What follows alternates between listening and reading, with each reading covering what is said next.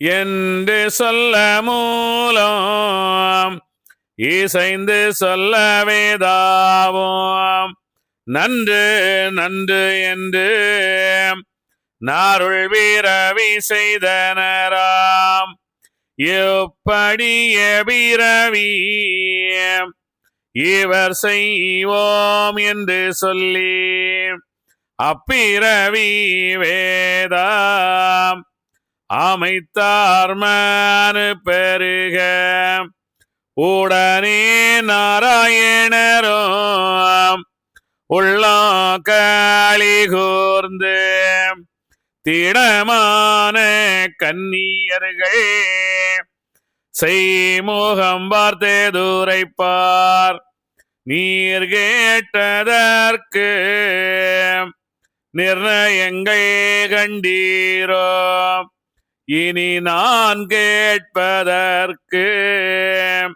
என்னதென்று சொல்லிடுவீர் உங்களை புலோகமதில் உடைய வாழி குலத்தில் நீங்களோ ஓய்விறக்க நிச்சயித்து இருப்பதினால் ஏது வெண்கால் உங்கள் மனம் ஏதென்றுடனே சொல்லும் மாதுகள் எல்லாம் மனமகிழ்ந்து கொண்டாடி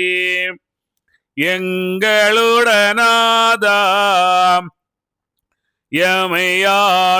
எமையாளோரத்தினமே செங்கருட வாகனவாம் தேவி மணவாளாம் நீர் நிச்சயித்த நினைவள்ள போலழகும் சீர்வதன் முதலாய் தெரியாத சுற்றியதே எங்களை புலோகமதில் எங்கள் வாழிகுலத்தில் மங்களமாய் பிறவி வகுப்போமென உரைத்தீர் பிறவியது நாங்கள் பெண்மனு போல்தான் பிறந்தால் இரவியாகாமல் இருக்க அருளு வீரியம் பெருமாள் அல்லாமல் விண்ணோன் ஆடியார் மீக பிறந்தால் வல்லாத நாயகமே வந்து நீர் எக்கு மட்டும் மாதவிடை மாமணங்கள் மலர்ந்துறக்கமில்லாமல் சீதமாய் மனுவார்க்கு உறவாடி சேராமல் மூடாமல் கலைகள் மூடிமினிக்கு சேராமல் பாடாமல் அந்தி சந்தி பாடுத்து தூயிலாமல் நன்மை அறியாமல் நாளி பேச்சு கேளாமல் திண்மை அறியாமல் தீன்றசத்தை தேடாமல் கொய்து புடவை குக்குளித்து சூடாமல் மாயிரு வளர்க்காமல் மனது வேறண்ணாமல் கெங்கை திரளாமல் கூருடம்பு வீசாமல் செங்கனி வாய்தேமல் தேகமதில் வீழாமல் பக்குவ நியாய பருவம் வந்து வாய்க்காமல் மிக்குவமான மிகு வாழ்வு சேராமல் சுற்று கிளைகள் தோடுத்து அன்பு கொள்ளாமல் ஒற்று பிதற்றாமல் ஒருவர் முகம் வாராமல் அல்லல் நோய்பிலிகள் அனுபோலும் வாராமல் தொல்லை வாராமல் சுகமும் மிக வாராமல் இந்த வீதிப்படியே எங்களையும் நீர் படைத்து சொந்தமுடன் வந்து நீர் தொட்டெடுத்து நன்மை சென்று ரட்சிப்போம் என்று எமக்கு உறுதி பண்ணி நிச்சயித்து தர்மகுலம் நீர் வார்த்து தான் படையும் என்று கண்ணி எழுவேரும் இப்படியே சொல்லிடவே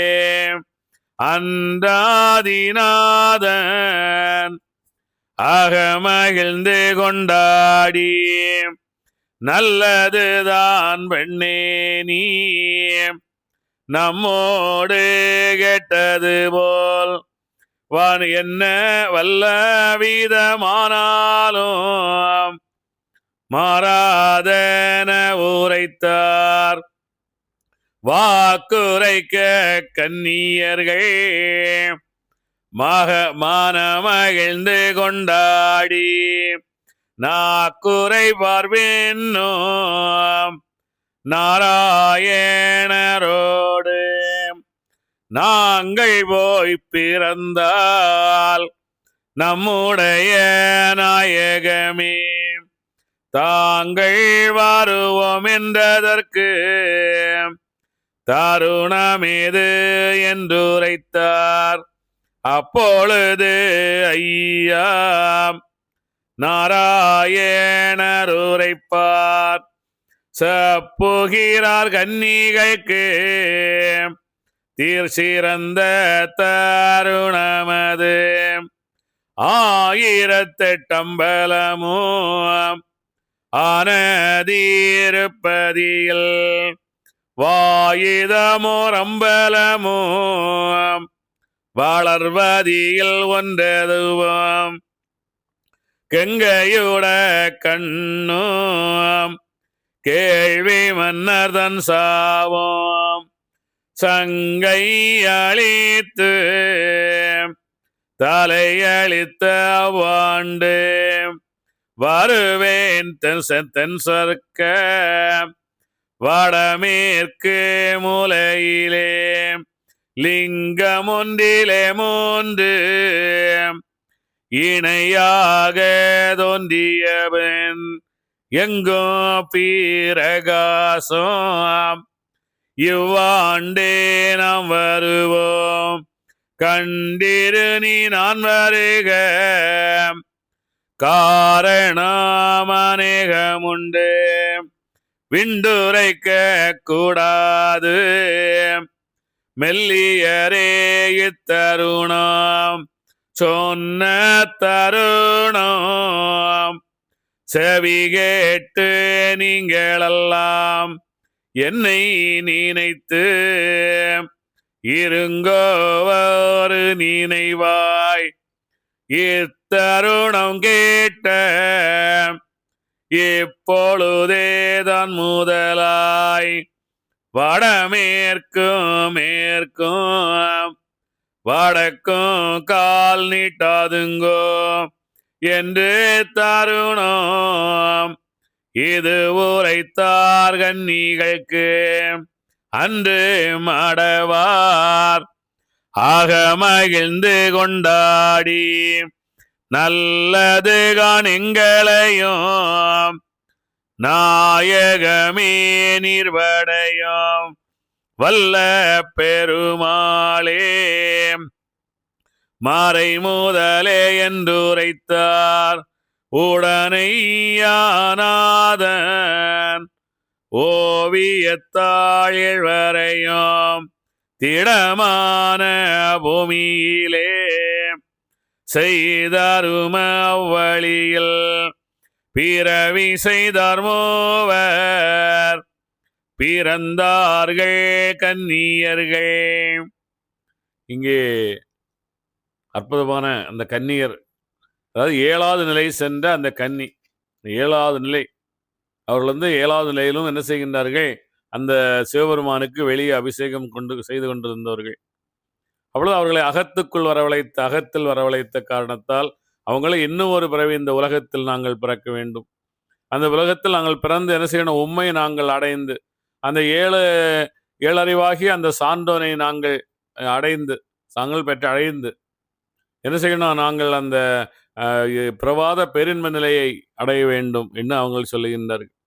சொன்ன உடனே சரி அப்படின்னு சொல்லிட்டு சொன்ன உடனே அவர் இங்கே வந்து என்ன எப்படி எங்கே பிறக்கின்றீர்கள் அப்படின்னு சொன்னோன்னே, எங்களை பூலோகமதில் எங்கள் வழிகொடுத்து குலத்தில் மங்களமாய் பிறவி வகுப்போம் என உரைத்து அங்கே ஐயா சொல்லுகின்றார், உங்களுடைய அந்த வழியில்தான் நாங்கள் உங்களுடைய தன்மை இருக்கின்ற அந்த தாய் தந்தையர்களுக்கு தான் அந்த இடத்துல தான் நாங்கள் அமைப்போம் அப்படின்னு சொன்ன உடனே இவர்கள் சொல்லுகின்றார்கள், நாயகரே வந்து நீர் ஏக்கும் ஏற்றுமட்டும் மாதவிடை மாமனங்கள் மறந்துறக்கம் இல்லாமல். அதாவது நாங்கள் வந்து உடனே நீங்கள் நிறைய பேர் பாராயணம் பண்ணும்போது நான் கேட்டிருக்கிறேன், ஏன்னா சின்ன வயசுலலாம் இன்னும் அது நான் காதில் ஒலிச்சுட்டே இருக்குது. ஏன்னா அப்படின்னா அங்கேயே வந்து அந்த 7 பேரும் பிறக்கின்றார்கள். அவர்கள் வந்து அந்த பூப்படைகின்ற நேரம் அந்த காலத்துக்கு முன்னாடி அவர்கள் இறந்து விடுவார்கள்.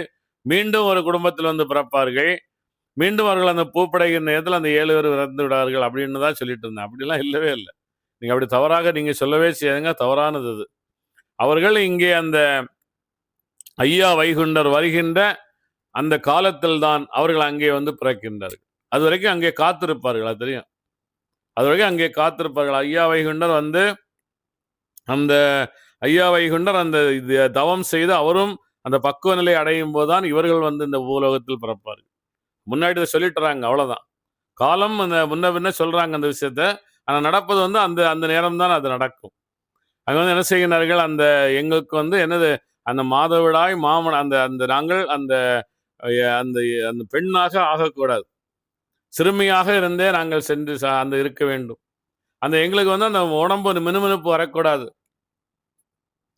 அந்த பெண்மைக்கு என்னெல்லாம் வருகின்றதோ அதெல்லாம் அந்த அந்த இது தலை முடி மினுமினுப்பு எதுவுமே எங்களுக்கு வரக்கூடாது. அந்த காலத்தில் நாங்கள் உண்மை வந்து அடைய வேண்டும் அப்படின்னு சொல்லுகின்றார்கள். நீங்கள் வருவது வரைக்கும் நாங்கள் அப்புறத்தான் இருக்க வேண்டும் என்று சொல்லுகின்றார்கள். சொல்லிட்டு உடனே இங்கே பகவான் சொல்லுகின்றார், அவர்கள் கேட்கின்றார்கள், தாங்கள் எப்படி வருவீங்க? ரொம்ப முக்கியமானது இல்லை. நாங்கள் வர்றது சரி, நீங்கள் வரும்போது நாங்கள் வந்து பிறந்து வருவோம்.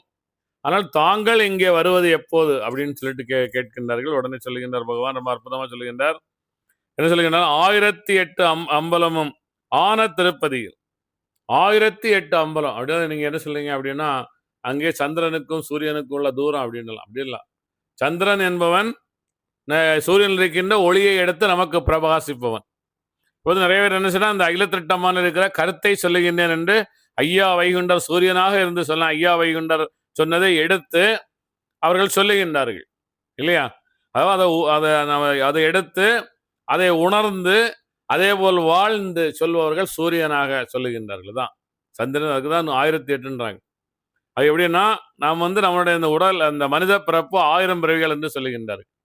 அந்த 1000 பிறவிகளில் 8 கண்மங்கள் கழித்தால் 1008.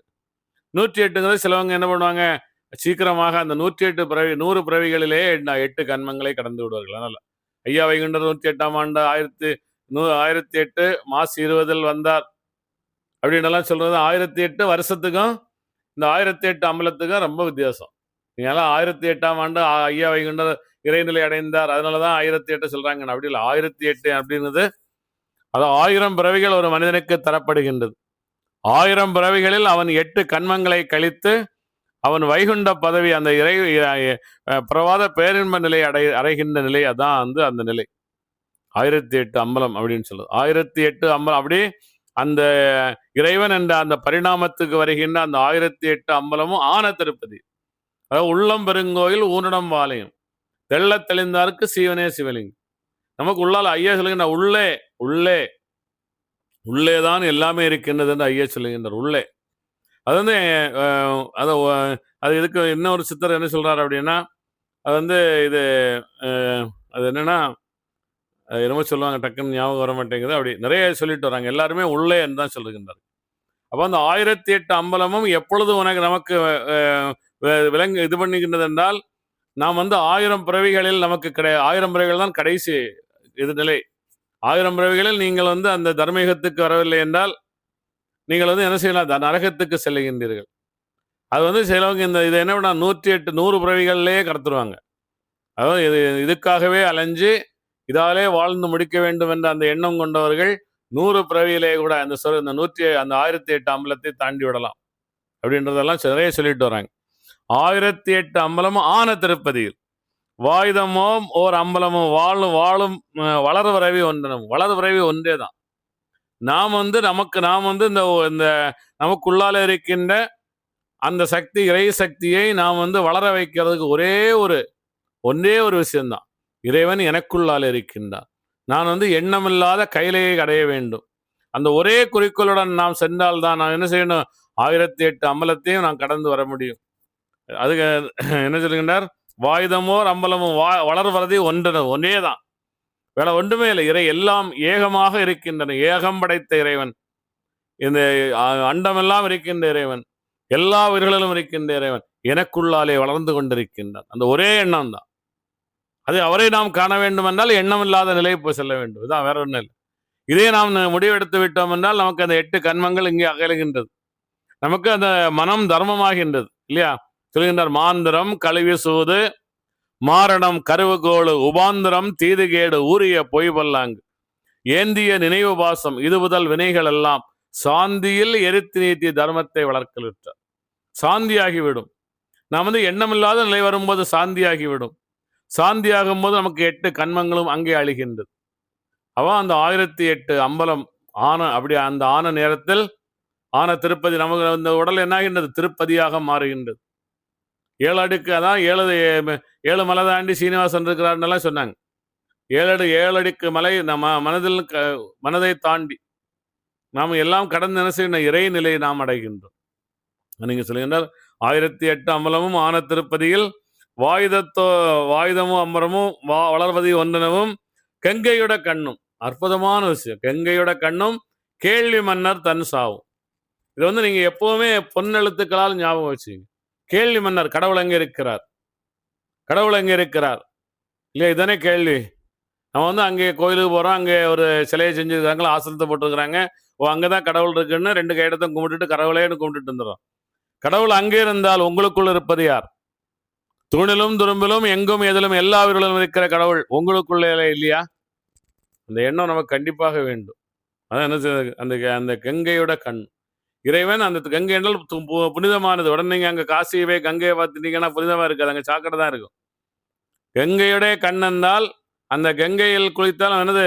நம்மளுடைய கர்மா எல்லாம் கழிகின்றது. அந்த கர்மா கழிகின்ற அந்த 8 கண்மங்கள் கழிகின்ற அந்த கண்ணு தான் நமக்கு ரொம்ப முக்கியம். கண் பார்வை இல்லைன்னா நமக்கு ஒண்ணுமே தெரியாது. உலகமே 2 தான் இருக்கும். அந்த கங்கையுடைய கண்ணு, அதாவது அந்த 8 கண்மங்களை கழிக்கின்ற அந்த கங்கையுடைய கண்ணும் கேள்வி மன்னர் தன் சாவும். கேள்வின்னா நமக்குள்ளால் நிறைய கேள்வி இருக்கு. கடவுள் எப்படி இருப்பார், எங்க இருப்பார் அப்படின்னாலும் நிறைய கேள்வி இருக்கும். நீங்கள் தோணாத பொருளை, மூச்சுக்காற்றை உள்ளே வெளியே அகற்றியதான் சிவசுவாசம் பெருக்கி அப்படின்னு அந்த பரதேவதையை சொல்லும் போது சொல்லுகின்றார். சிவசுவாசம் பெருக்கி. நம்ம இப்போ ஒரு நிமிஷத்துல 70 மூச்சு விடுறோம்னா, நான் ஒரு நிமிஷத்தில் 1 மூச்சு விட வேண்டும், இல்லைன்னா 2 மூச்சு விட வேண்டும். அப்படி நான் கொஞ்ச நேரம் அந்த கண்களை உள்ளாலையும் வெளியேயும் அந்த சுவாசத்தை அடக்கி, அப்பொழுது எண்ணம் எங்கிருந்து வருகின்றது என்பதை உணர்ந்து அந்த சிவசுவாசத்தை பெருக்கி இல்லையா, நாம் எண்ணம் எங்கிருந்து வருகின்றது என்பதை பார்த்து அந்த எண்ணங்களை அடக்கி எண்ணமில்லாத அந்த பரம்பிரம்ம நிலை நாம் செல்லும் போது நமக்கு என்னாகின்றது? கேள்வி மன்னர் சாகின்றார். நமக்குள்ளால கேள்வியே இருக்காது. ஔவையார் சொல்லுகின்றார், அது இது கற்றது கைமண் அளவு, கல்லாதது உலகளவு என்று சொல்லுகின்றார். நீங்க கல்லாதது எதுவுமே இல்லை, கற்க வேண்டிய அவசியம் எதுவுமே இருக்காது. கேள்வியே இருக்காது அங்க. என்னத்தை அப்படின்னா எந்த கேள்வியுமே இருக்காது. நீங்க நிலவுக்கு அடியில் என்ன இருக்குது, செவ்வாய் கிரகத்துல என்ன இருக்குது எல்லாம் நீங்க அந்த கேள்வியே வராது. என்னால் அங்கே பரபிரமம் நுழைந்து விடுவார். இந்த அண்டமெல்லாம் இந்த பிண்டத்துக்குள்ளாலே நுழைந்து விடுகின்றது அப்படின்னு சொல்லிட்டு நம்மளுடைய மனம் அங்கே கொண்டு அந்த பக்குவத்தை அடைகின்றது. போய் எண்ணம் எல்லாம் செத்து விடுகின்ற அப்படி கேள்வி மன்னர் தன்சாவு. அந்த கேள்வி நாம் கேட்க வேண்டியதே இருக்காது. கேள்வியே நமக்கு எழாது. நாம் பதில் தான் சொல்ல முடியும். அது மற்றவர்களுக்கு கேள்வி கேட்பவர்களுக்கு பதில் சொல்ற அளவுக்கு நாம் என்னது கேள்வி நமக்கு அழிந்துவிடும். வருவேன் தென் சொர்க்க வடமேற்கு மூலையில். தென் சொர்க்கம் அப்படின்னா என்ன? தென்னா கீழானது. கீழான இந்த கீழ் உலகத்தில் நாம் பிறந்து, கீழ் உலகத்தில் மனிதனாக பிறந்து, மனிதன் என்ற அந்த மனிதனுக்குள்ளால் இருந்துதான் நீ இறைவன் என்ற அந்த சொர்க்கமே உனக்கு கிடைக்கின்றது. அதான் தென் சொர்க்கம். தென் சொர்க்கம் அப்படின்னு சொல்லுவாங்க. வட சொர்க்கம்னு சொல்லுவாங்க. தென் சொர்க்கம்னா இந்த உலகத்தில் பிறந்து, உலகத்துக்கு தென்னா கீழான இந்த உலகத்தில் நாம் பிறந்து இந்த உடலை கொண்டு நாம் என்ன செய்யணும்? இறை என்ற பேரழு நிலை அடைகின்றோம். தென் சொர்க்கம். வடுவேன் தென் சொர்க்க வடமேற்கு மலையில். வடன்னா மேற்கென்றால் மேலே அப்படின்னு சொல்லுவாங்க. வடக்குன்னா மேலே. மேலான மேல்நிலை அடைய வடக்கு நோக்கி தவம் ஏற்ற வேண்டும். மேலானது அப்படின்னா மேற்குன்னு சொல்லுவாங்க. மேல்கை அப்படின்னு சொல்லுவாங்க. மேலானது. இப்போ மேலான அந்த நிலை நாம் என்ன செய்யணும்? அந்த தென் சொர்க்கத்திலிருந்து நாம் என்ன செய்யணும்? அந்த சகஸ்ராரத்துக்கு மேலே அந்த ஞானமாகி அந்த உயிர் எழுந்து நம்மளுடைய அந்த தலையின் அந்த வேல் உச்சி வழியாக வெளியேறி அது சொர்க்கத்துக்கு செல்லுகின்றது. வடமேற்கு மூலையிலே லிங்கம் ஒன்றிலே 3 இணையாக. லிங்கம் என்றால் உறைந்திருப்பது. நமக்குள்ளாலே என்னெல்லாம் உறைந்திருக்கின்றது? சிவபெருமான் ஆகிய உயிர் நமக்குள்ளாலே உறைந்திருக்கின்றது. மனமாகிய மகாவிஷ்ணு நமக்குள்ளாலே 5 புலன்கள் வெள்ளை உள்ளத்தில் தூங்கிக் கொண்டிருக்கின்றார். அறிவாகிய பிரம்மன் நமக்கு அந்த 4 தலையுள்ள அறிவாகிய பிரம்மன் நம்மளிடம் அறிவாக இருக்கின்றார். இந்த மூன்றும் எங்க இருக்கின்ற? நமக்குள்ளாலே உறைந்திருக்கின்றது. லிங்கம் என்று லிங்கம் ஒன்றிலே 3 இணை. அது 3 பேர் என்ன இணையாக ஒன்று போலே. அந்த அறிவு என்ன சொல்லுகின்றது? இறைவன் எனக்குள்ளாலே தான் இருக்கின்றான் என்று கொண்டு வருகின்றது. மனம் என்ன செய்கின்றது? ஆம், இறைவன் எனக்குள்ளாலே தான் இருக்கின்றான் என்பதை நிலைநிறுத்துகின்றது. அந்த உயிர் என்ன செய்கின்றது? ஆம், நீ சொல்வது சரிதான், நீ எண்ணத்தை நீ அடக்கி கொண்டே இரு அப்படின்னு சொல்லிட்டு அந்த 3ம் இணையாக தோன்றியவன் என்ன செய்கின்றது? இணையாக தோன்றியவன் எங்கும் பிரகாசம். அவர் தான் என்ன செய்யணும்? நாம் அந்த பரபிரம்மம் என்ன அந்த எங்கும் பிரகாசமான அந்த ஒளியை, அந்த இறை ஒளியை நமக்குள்ளால நாம் காணுகின்றோம். நமக்குள்ளால அந்த இறை ஒளி நமக்குள்ளால இருந்து மேலே எழுந்து மேலே வருகின்றது. எங்கும் பிரகாசம். அந்த நாள் அந்த அப்பொழுதுதான் நான் அங்கே வருவேன். அப்புறம் என்ன செய்வேன்? இந்த உலகத்தில் மனிதனாக தோன்றி நான் என்ன செய்வேன்? அங்கே ஞானமும் கலையும் பெற்று 6 வருடங்கள் தவம் ஏற்றி அந்த கங்கையோட அந்த 1008 அம்பலமும் ஆன திருப்பதியாக கொண்டு வந்து வாயுதமோ அம்பலமோ வளர்வரையில் ஒன்றவனு அந்த ஒரே நிலையாக ஒரே எண்ணமாக இருந்து கங்கையுடைய அந்த புனிதமான அந்த புனிதத்துவத்தை கொண்டு அந்த 8 கண்மங்களை களைந்து எண்ணமில்லாத நிலை சென்று அந்த கேள்வி என்பது கேட்காது. கேள்வி எனக்குள்ளால் எழவே செய்யாது. ஏன்னா அங்கே எண்ணங்களே இல்லை, கேள்வியே எழாது. எல்லாமே நமக்கு அந்த நிசப்தம் தெரிந்துவிடும். அங்கே அந்த அமைதி, அந்த தர்மம் தெரிந்துவிடும். என்ன செய்கிறது? அங்கே அப்பொழுது நான் அங்கே தென் சொர்க்க வடமேற்கு மூலையில் நான் வருவேன். அந்த அவதாரம் இது 7வது நிலையாக பிறந்து 6 வருடங்கள் தவம் ஏற்றி ஞானமும் கலையும் பெற்று 6 வருடங்கள் தவம் ஏற்றி தமோ ரஜோ சத்துவ என்ற 3ஐ கடந்து அந்த அந்த இது நாரணம் வைகுண்டமாகி நாட்டினில் அந்த எனக்குள்ளாலே அந்த நாராயணர் வந்து விடுவார். நாராயண வைகுண்ட நாட்டி எனக்குள்ளாலே நான் அந்த நாராயணன் எனக்குள்ளால் தான் நாராயணன் இருக்கிறான். நாட்டி நான் நிற்பேன். அவங்க எல்லாமே எனக்குள்ளால் என்னது காரணம் எல்லாம் ஆச்சு. கலியுகம் எனக்கு அழிந்து போகும். பூரண வேத நூல் புராணமும் ஆகமங்கள் எல்லாமே எனக்கு கேள்வி கேட்காத அளவுக்கு அழிந்து விடும். சதாசிவம் என்னுடைய உயிர்தே வைகுண்டமாக மாறிவிடும். அப்படி அந்த நேரத்தில் நான் என்ன செய்வேன்? அங்கே நான் உங்களை ஏற்றுக்கொள்வதற்காக நான் வருவேன் அப்படின்னு சொல்லுகின்றார்.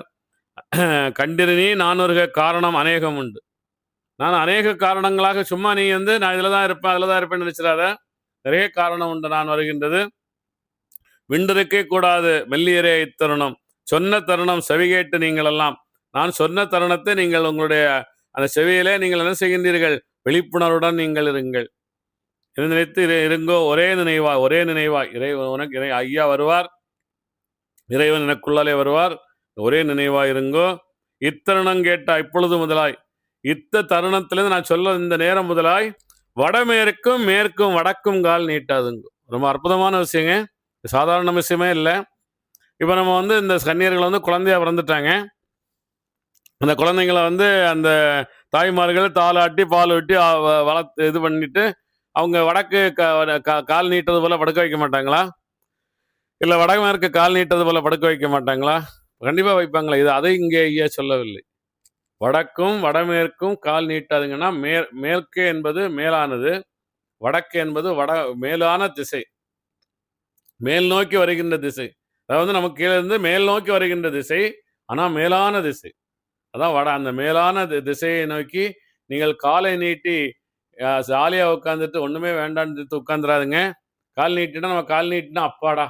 எனக்கு வேலையெல்லாம் முடிஞ்சு, அப்பா நான் வந்து ரெஸ்ட் எடுக்கிறதுக்காக கால்களை நீட்டி, அந்த வெத்தலையும் பாக்கும் போட்டுட்டு அப்படியே சவ்விட்டு சப்பீச்சரே உட்கார்றது போல உட்கார்ந்து விடாதீர்கள். கவனமாக இருங்கள். நான் வரும்போது. கவனமாக இருங்கள். கால் நீட்டி அப்படியே ஜாலியா உட்கார்ந்துடலாம்னு உட்கார்ந்துராதுங்க. வாழ்க்கையில் கவனமாக இருங்கள். விழிப்புணர்வுடன் இருங்கள். நான் வருவதற்கும் அப்படின்று இங்கே பகவான் அற்புதமான விஷயத்தை சொல்லுகின்றார்.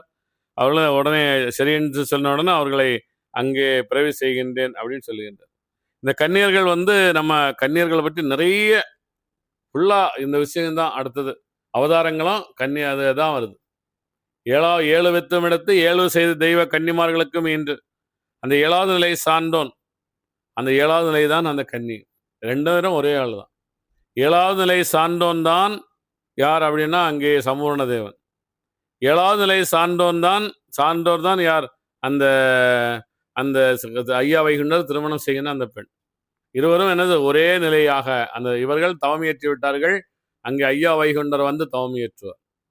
இதான் வந்து ரொம்ப முக்கியமான விஷயத்தை இங்கே சொல்லிட்டுறாங்க. ரொம்ப ரொம்ப நீங்க ஏதாவது ஏனோ தானான்னு கேட்டுறாதுங்க. இது வந்து முக்கியமான விஷயங்கள் தெளிவாக நடக்குது. இதே வந்து என்ன செய்து விட்டார்? கதையாக அப்படியே எழுதிட்டு வந்ததனால் அவருக்கு வந்து அந்த உண்மை ஞானம் தெரியவில்லை. என்ன கதையாகவே சென்று கொண்டிருக்கு. ஆனாலும் கருத்து அங்கே ஐயா வைகுண்டர் சொன்ன கருத்தை இங்கே அழகாக எழுதுகின்றார். அந்த கருத்து தான் நமக்கு வேண்டும் இல்லையா? கதை நமக்கு அவசியம் இல்லை. கருத்தை தான் நாம் எடுப்போம். காரணத்தை தான் இங்கே எடுக்கின்றோம். இந்த காரணத்தின் வழி எடுத்து அந்த வழியாக நாம் எப்படி செல்ல வேண்டுமோ அந்த வழியாக நாம் சரியாக நம்முடைய பாதையை அமைப்போம். தினமும் நாம் என்ன செய்ய வேண்டும்? காலை நீட்டிட்டு நீங்கள் ஜாலியாக உட்காந்துடலாம். கடவுள் நமக்குள்ளெல்லாம் வந்துடுவார். நான் கல்யாணம் பண்ணிட்டேன், குழந்தை குட்டி பெற்றுட்டா போதும், எனக்கு வந்து கடவுள் வந்துட்டார். இல்லறத்தில் அதான் அந்த வரி நான் அன்னைக்கு படிக்கும்போது சொல்லும் போது மறந்துடுச்சு. இல்லறத்தை விட்டுகான் இல்லைதவன் சொல்லிட்டாரு. இல்லறத்தில் நான் வந்து ஜாலியாக குழந்தைகளோட மனைவி குழந்தைகளோட ஜாலியாக அவங்கள கரெக்டாக சரியாக கொண்டு போய் வாழ்ந்துட்டோம்னா நமக்கு சொர்க்கம் கிடைக்கும் என்று காலை நீட்டிட்டு ஜாலியாக உட்காந்துராதுங்க மக்களே. விழிப்புணர்வுடன் இருங்கள். ஒவ்வொரு நேரமும் ஒவ்வொரு வேலையும் நீங்கள் செய்யும் போதும் கவனம் அதில் தேவை. அதேபோல தியானம் தவம் செய்யும் போதும் முழு விழிப்புணர்வுடன் உங்களுக்குள்ளாலே தான் இறைவன் இருக்கின்றார். தூணிலும் துரும்பிலும் இருக்கின்ற இறைவன் எனக்குள்ளாலே தான் இருக்கின்றான் என்ற முழு விழிப்புணர்வுடன் வாழுங்கள் என்னுடைய மக்களே அப்படின்னு சொல்லிட்டு இங்கே இது கன்னியர்களுக்கு சொன்னதே இல்லை சான்றோர்களுக்கும் சொன்ன. நாம் தான் சான்றோர், நமக்குத்தான் ஐயா வைகுண்டர் சொல்லுகின்றார். இது வந்து நம்ம கவனமா பார்ப்போம். அடுத்து என்ன சொல்லிட்டுறாங்கன்னு பார்ப்போம்.